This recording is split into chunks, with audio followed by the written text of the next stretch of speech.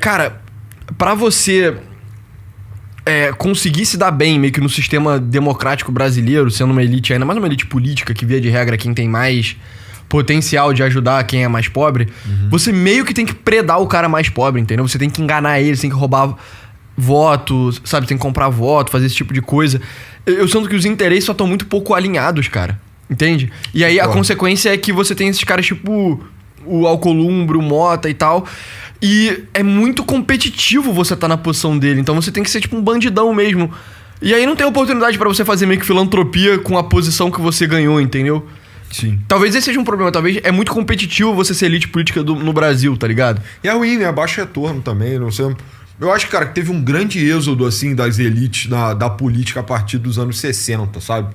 Tipo, com a ditadura militar, eu acho que começou um processo meio que de distanciamento e internacionalização da elite brasileira. Não, e os milicos, eles eram vistos como um jeca total, assim, por todo mundo que já tinha feito parte da elite política brasileira do século XX até aquele momento, né? Sim, sim. E aí eu acho que acontece um pouco das duas coisas. Tem meio que ainda uma sequela de a gente ter tido, tipo, 25 anos de afastamento, de repelir mesmo as elites do Brasil. Até as elites que estavam envolvidas com política sempre tiveram.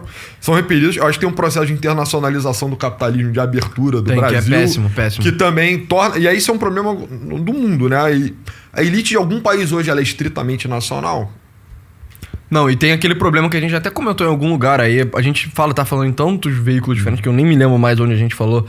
Que, tipo, o modelo capitalista americano, ele é mais managerial. E o europeu e o brasileiro, ele é mais familiar, propriamente dito. Foi um episódio do ANC Show. E aí, tipo, o capitalismo familiar, por incrível que pareça, ele é melhor do que esse capitalismo público gerencial americano, sabe? Sim. E aí, tipo, na medida que o Brasil se abre pra ter um bando de empresa estrangeira, as empresas nacionais, elas são familiares, mas as empresas estrangeiras não são. E aí você tem essa grana ridícula na mão de um bando de gerente que não tem skin in the game, sabe? É uma cagadaça. Eu começo a achar também que isso valia até um estudo, mas acho que talvez um ponto que você já falou, pessoa, também, é que a remuneração talvez esteja meio defasada mesmo, sabe? Então, exato. Cara, a gente fala muito da República Velha, tem falado muito da República Velha, mas, cara, o Prudente de Moraes era meio que um playboyzão, não era? Playboyzaço. Pô, os 4 primeiros presidentes da República são, tipo, amigos da faculdade ultra elitista, né? Que é o Largo São Francisco. Exato, que é o Prudente de Moraes, o Campos Salles, o Afonso Pena e o cara que é igual ao Afonso Pena, né? O Rodrigues Alves. Rodrigues Alves, tipo, cara, todos eles eram tipo barão. Eles, pessoalmente, eram da família de Barão de Café. Eles resolveram se meter em política, tá ligado? Olha os caras que estão se metendo em política hoje em dia, não... Sabe? Mas, tipo, ainda existe... É aquela história, nossa, a República Velha era uma merda. A República Velha não era maravilhosa, sem dúvida não era. Mas, caraca, sabe? Será que não seria um pouco melhor se as pessoas que têm algum grau, assim, de conhecimento e etc. tivessem na política ao invés de senador Cleitinho, essas porras assim? Cara, eu tenho medo da gente estar vivendo o mesmo ciclo, mas naquela parada do Marx, né? De primeiro como tragédia, depois como farsa. Primeiro como LARP e depois como Cope. Exato. E aí a gente viveu, tipo, República Velha, a transição para um regime autoritário do Getúlio, tá ligado? Essa é, tipo, a República Brasileira. E aí a gente, de novo, vai estar vivendo, tipo, agora como paródia ou como Cope, né? Tipo, uma nova República Velha centrada, tipo, norte e nordeste. E aí o merda é que a gente tá caminhando pra, tipo, um Getúlio Cope. O Getúlio como comédia. Aí talvez é pensar na ideia de, tipo, um absoluto retardado tomando conta do poder. E JMB? Pois é. Não, eu acho que teria que ser outro. Pior. EB? MB? LB? CB. Não, CB seria foda. CB seria muito pica. Brincadeira, óbvio, mas aí a gente tá caminhando pra, tipo... E aí todo o meu apoio crítico, né?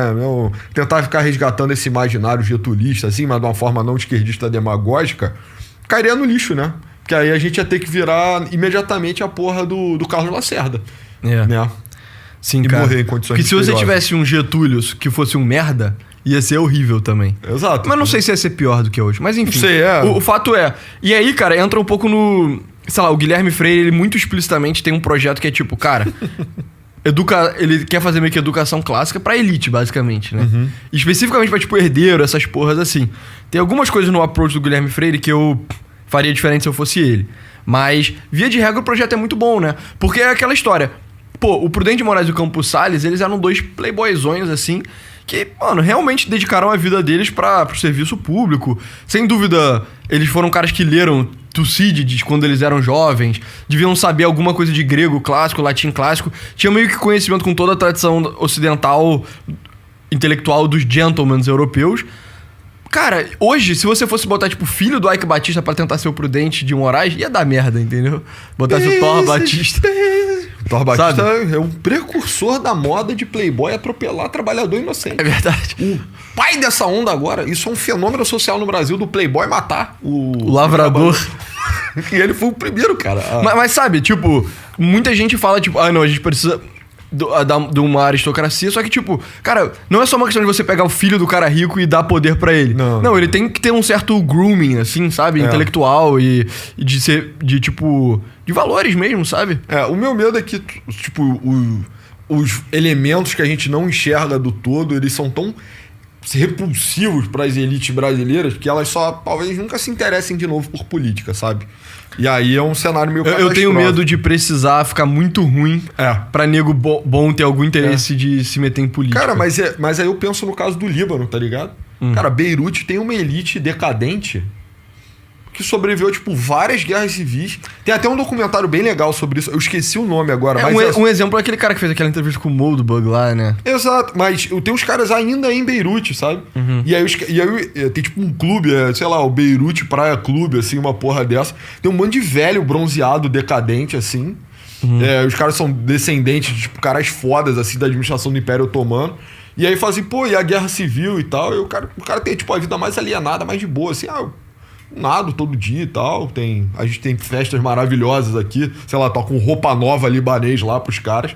E a porra do país só tá indo pro caralho. E os ricaços libaneses só ficam lá, tipo, pegando sol, sabe? Uma parada ultra decadente.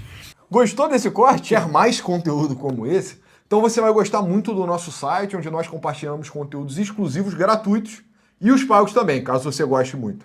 Então entra lá que não tem nenhuma barreira, não tem nenhuma propaganda, não tem nenhuma taxa do YouTube que você vai gostar muito do conteúdo. Nos vemos lá. Valeu!